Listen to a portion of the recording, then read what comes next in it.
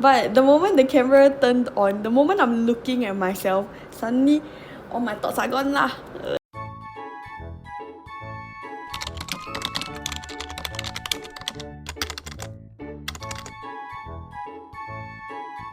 Assalamualaikum, or peace be upon you if you're just watching this video. Today is the 25th of February. I think we are more or less reaching that 1 week mark in Ramadan, and I have a few things that I would say about my experience so far. I'm trying, okay, this is a personal goal, like, cause music technically is haram, so I'm trying to respect this month by not consuming as much media, like, unconsciously, and I'm trying not to listen to music as much.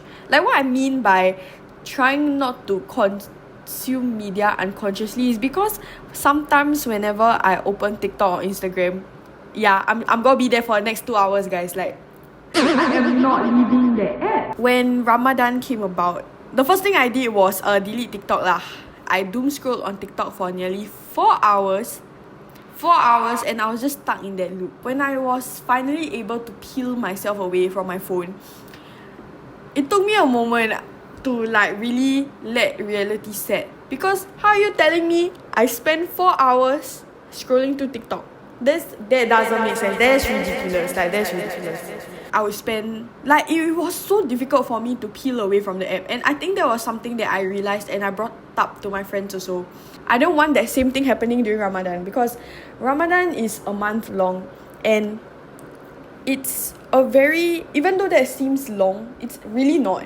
Like, there's only so much you can do in one day, so I need to make sure that I maximize every hour of Ramadan.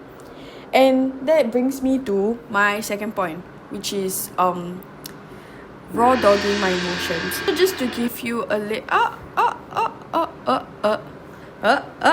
why is my Mac?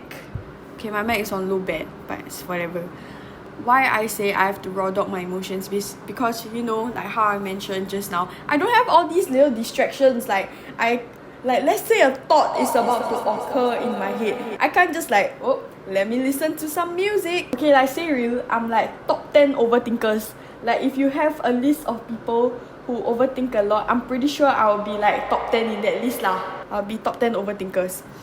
So sometimes, right, like, when I'm alone when I'm alone with my thoughts, when I have nothing to do, it's like, it gets very overwhelming. Then I start getting in my own head, and then I start like, overthinking stuff from 5 years ago, overthinking stuff from like 6 months ago, and that's not a good thing. But it's sort of a habit that I've been struggling with. So that's why this Ramadan, to help me raw dog my thoughts like a little easier, you know, without all this music, without consuming so much without doom scrolling through media, I've decided to do a little bit of side questing. So I'm doing more activities to keep myself occupied. You get what I mean? You get where I'm going with this? I want to make sure that I'm doing as much as I can this Ramadan. So when Ramadan ends, I can look back and I can be like, okay, I did put in effort to try and make myself a better person. I've already recognized that I'm the problem, and I'm trying to counter that right now. I'm trying to do activities that will help me become better, like, you know, to improve myself. And okay, wait, this is coming up out of nowhere, but I would say that before Ramadan, I wasn't really in like the best state of mind, and I wasn't really, personally, I just felt like I wasn't being my best self lah. And I really wanted to take that time during Ramadan, especially because it's my holidays, and I'm unemployed. Yeah.